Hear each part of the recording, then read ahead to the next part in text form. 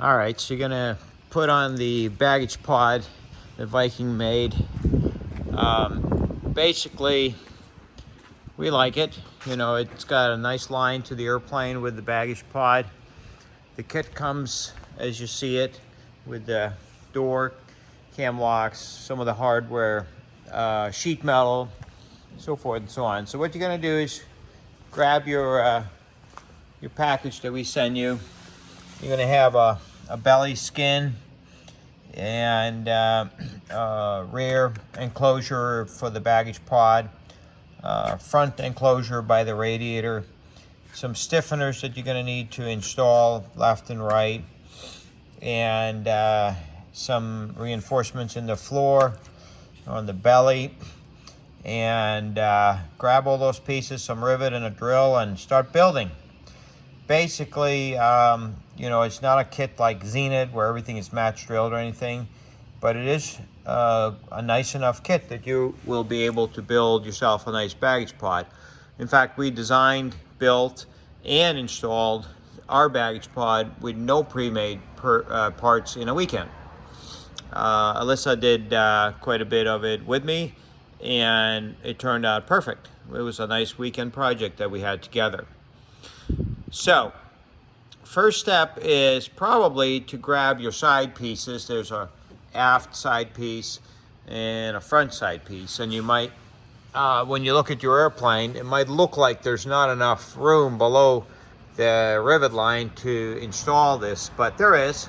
So just very carefully align the pieces with the bottom of the airplane. Trim is needed around like the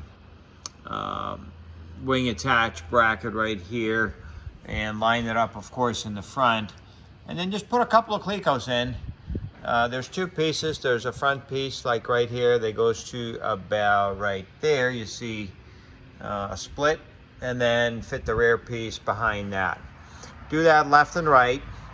Now, in order to get the belly skin on, grab some of the what we call a Zenith angle, which is those angles that are all around, you know, everywhere in your Zenith kit, and we supply with this as well.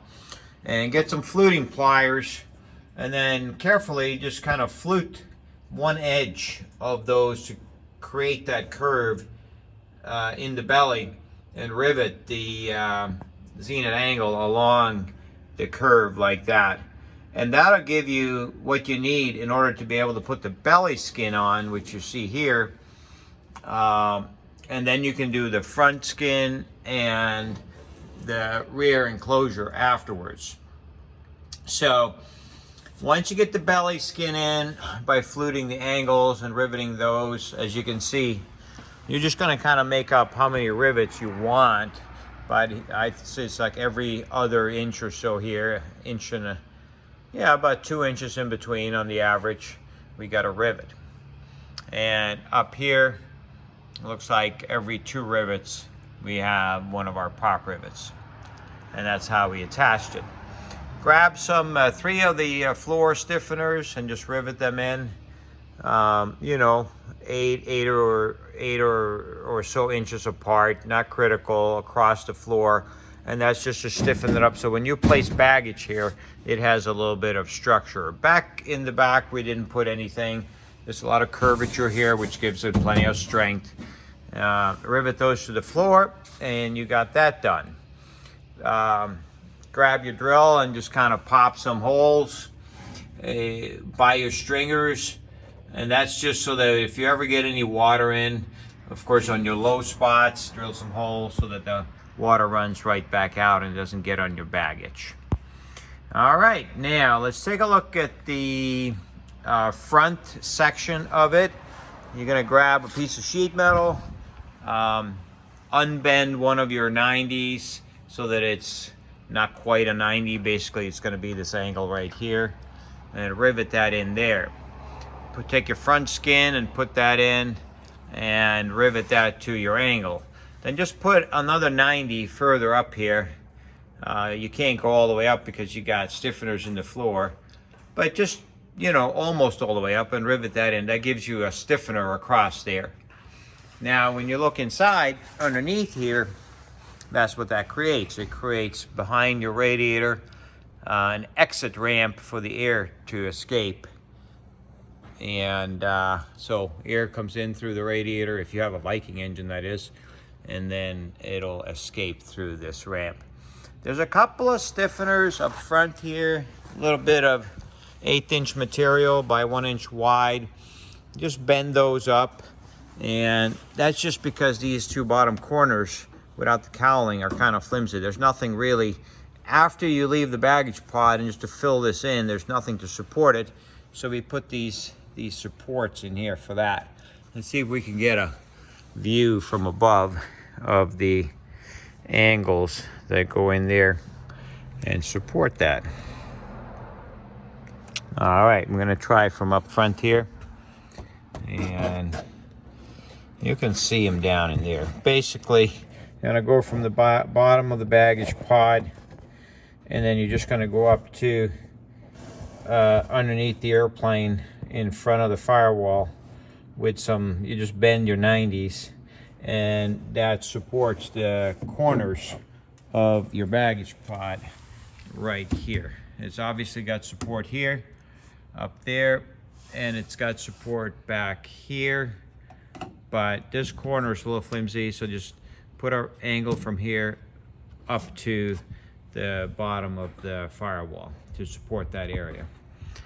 That takes care of the front. Now in the back, you have a similar deal. You got a 2-inch piece, and you're just gonna close the back in front of the landing gear. So you take that, again, grab a Zenith angle and rivet that to the corner here, and then rivet your 2-inch piece and just notch it wherever there's a little stringer on the airplane so you can clear longerons on the airplane, and that'll enclose your back part. Now, once you get the physical box done like that, get some scrap aluminum and just drill, just get a few pieces of scrap aluminum like they're little squares and rivet them. And then once you get 4 of those in, here we didn't need anything because we just made that stick out a little bit so our door can lay on that. In the back we put a little tab so our door can lay on that. And then we made these 4 little squares of scrap aluminum, and then we took our door, and the door already comes with holes for your cam locks. Cam locks, by the way, you can get those little washers so that when they're in, you press these little knurly washers on and they can't fall out. I haven't done that on this one, but they are available. Then you take your door, you put that up there, and then you mark where you're going to drill for your cam locks to go through. Once you get them drilled up to a 1/4 inch size, which is what these are, then I would drill them a little bit bigger because it makes it easier for the actual cam lock to enter. But before you do that, take a cam lock and just put it in here, or put one behind here, and then put a cam lock into your 1/4 inch hole to center it, and then drill for your rivets. And then once you got it clecoed and it fits with a 1/4 inch hole, which centers it, then drill this hole up to maybe like 3/8, and that makes it easier for the cam lock to enter later on when you're actually installing and removing the door. And that's really all there's to it. If you want to do something different, of course, as an experimental airplane, we give you a basic kit here. You could build it off the airplane, bring it and have it powder coated, or you could build it on the plane and then have it painted with the plane, probably a better way. You can use a piano hinge on the top if you want that.